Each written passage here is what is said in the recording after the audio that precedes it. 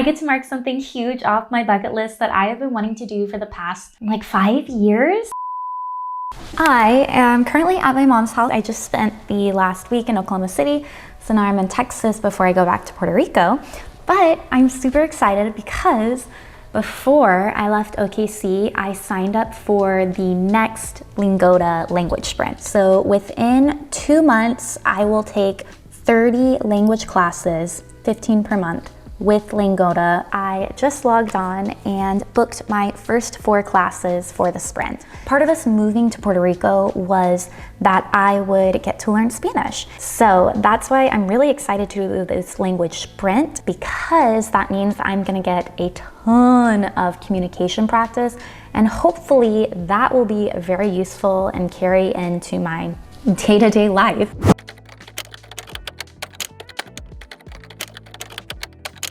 I can say that yesterday I successfully completed the Lingoda Sprint. So today I kind of want to talk about, give you my thoughts about the Lingoda Sprint. Do I think it's worth it? What are the pros? What are the cons? And some tips for success if you do try it yourself. Now, if you've never heard of this is a 2-month language learning challenge. There is the Sprint, where you complete 30 classes over the course of 2 months.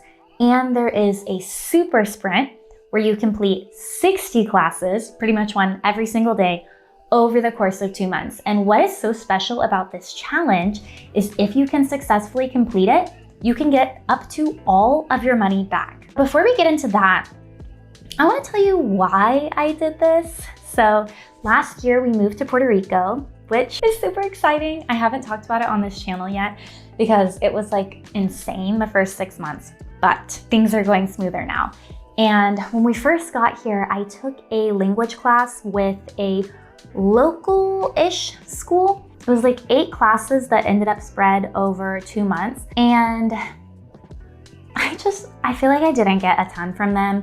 We didn't actually get much dialogue practice. And so if I'm taking a person-to-person class, I'm taking that because I want to practice speaking. I want that instant feedback for the mistakes that I make.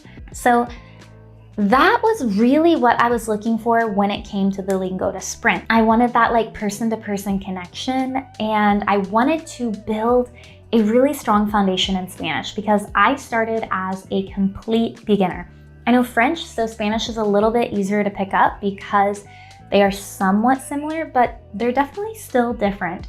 So I started with the very first class in the curriculum for Spanish in the Lingoda Sprint, and I'm really, really happy with my progress so far. So let's go ahead and start with the pros. The classes that I took when we first got here, the teacher spoke to us in English during the class, which I'm not really a fan of. If I'm learning another language, I want the teacher to speak to me in that target language. When I was learning French in high school and in college, I found that the classes that I really got the most from were when the teacher spoke to us in French, because it gets you like kind of comfortable with like the uncertainty where you don't necessarily know totally what's going on, because I think that's a big part of learning a new language is getting comfortable with making mistakes and not totally understanding what's going on. And so literally from the first class when we learned like, hola, the teacher spoke to us in Spanish, and I really, really, really, really, really, really liked that. Another thing I really liked about the lessons was that there was lots of time to practice speaking. So the classes are limited to, I think, 3 to 5 students total. So it is a group class, but it is a small group. The teacher would not even read the directions. We would read the directions for the examples, and then the teacher would guide us into dialogues and sentences that we needed to make to meet the lesson objectives. And because you're getting to practice so much, you also get that instant feedback from the teacher so you can make corrections quickly, which I really, really like. And I like the way that all of the lessons are structured because each one builds on the next one. So far, I've been really happy with the curriculum. I literally started from the very first lesson. And at first I was like, I don't know, I already know some Spanish. However, there were some things that I didn't know the specifics about or the reason that they were that way.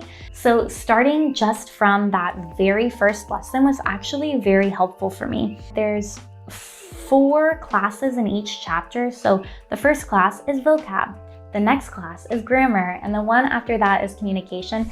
And they all kind of build on top of each other so that by the last class, which is like a chapter check, you really know that material confidently and very well. And those classes are challenging. The material moves really, really quickly. So when I first started the sprint, I didn't necessarily review the material before class, but after like the 3rd class, I realized that I actually need to go in and take notes before class so that I'm not like totally lost. So a lot of times you'll get the information and the notes before class, and then you actually get to apply that in speaking practice during the lesson, speaking and writing practice. And another thing that I really enjoyed was that you get native teachers from all over. So you really get exposed to a good variety of accents. With French, it's very much that I can understand the traditional French accent, but once we like branch out from there, I really struggle to understand it. Even like Canadians are hard for me to understand. So getting to hear an Argentinian accent, a Colombian accent, a Spanish accent, just mixed in with all the lessons was really good for tuning my ear and giving me that exposure early on rather than later when I'd become accustomed to like 1 or 2 accents. Overall, I'd have to say I really, really, really, really liked these classes, but let's go to a couple of cons as well. I think the biggest con when it comes to language lessons is always going to be the price. The cost of the sprint, you know, there is the promotion where you get your money back. However, you do have to pay all of that money up front before you have the option to win it back. For me, I chose to do just the sprint because it was a little less expensive, but still it was expensive. I think mine was like $200 per month, which is $400, which was also a very big reason that I was motivated to finish the sprint so that I can get half of that money back. And I believe the super sprint is even more, and literally just the cost of the super sprint was the reason I didn't do it. I couldn't fathom having like a technical difficulty one day or missing a single class and then losing all of that money. So I took the safer bet and did the normal sprint, and I'm still really, really happy with my progress, but the cost is definitely one of the biggest cons. However, I do think it's worth it. Another con that I had is that it can be a little difficult to schedule classes. It is better to schedule classes like at least a week in advance, if not further. The first month I would schedule classes the week before for the following week, and that worked well, except I got to like the last 5 days of the first month and I needed to get 3 classes to fit in there, but I forgot to schedule. And so I had to do my classes like out of order. I had to do like super weird times for those just to make sure I could still complete the 15 classes before the first month cutoff. And then that kind of brings me to another con, or maybe just like a trade-off. So, I mean, if they're gonna give you your money back, they don't just wanna do that willy-nilly. So the rules for the sprint are pretty strict, and I definitely would suggest going in and reading all the fine print before you sign up for the sprint. So for example, I did that like sprint, half sprint. It was kind of interesting because the months didn't line up with the calendar months. So my first month was like from December 26th to like January 23rd or 24th. So I had to be careful about how I fit my classes into those. And also, currently there's a rule for the standard sprint that you can't do more than 5 classes per week, and you can't do more than 1 class per day. So you really do, at the beginning of the sprint, need to go in and make sure that you're like scheduling everything properly. Otherwise, there's like no way you're gonna be able to complete the sprint if you don't accurately plan. Which kind of leads into some of my tips to help you complete the sprint, or I guess leads me into some tips for success. And so my first tip for success would be to review the rules very, very carefully. So what I did is I went in at the very beginning and I marked out the start and end dates in my calendar. So I went in and I mapped out all of the days I wanted to take classes and the number to make sure that I would actually complete it in time. And so as far as meeting those like calendar dates and the specific number of classes that you can do every week, I highly suggest you schedule all of your classes in advance. A few days before your sprint starts, you'll get all of your class credits, which for me was 15 right before December 26th, and then another 15 at the end of January. February, my second month of the sprint, is I went in and I scheduled all of my classes before that month started. And so when I only scheduled them the week before in January, I didn't always get that like Monday, Tuesday, Wednesday time, or if I did, I had to go like out of order for the curriculum. So when I scheduled them all in advance in February, I always got Monday, Tuesday, Wednesday at 1 in the right order for the curriculum. And then I think my final tip for success is definitely to go into the class materials beforehand and take notes.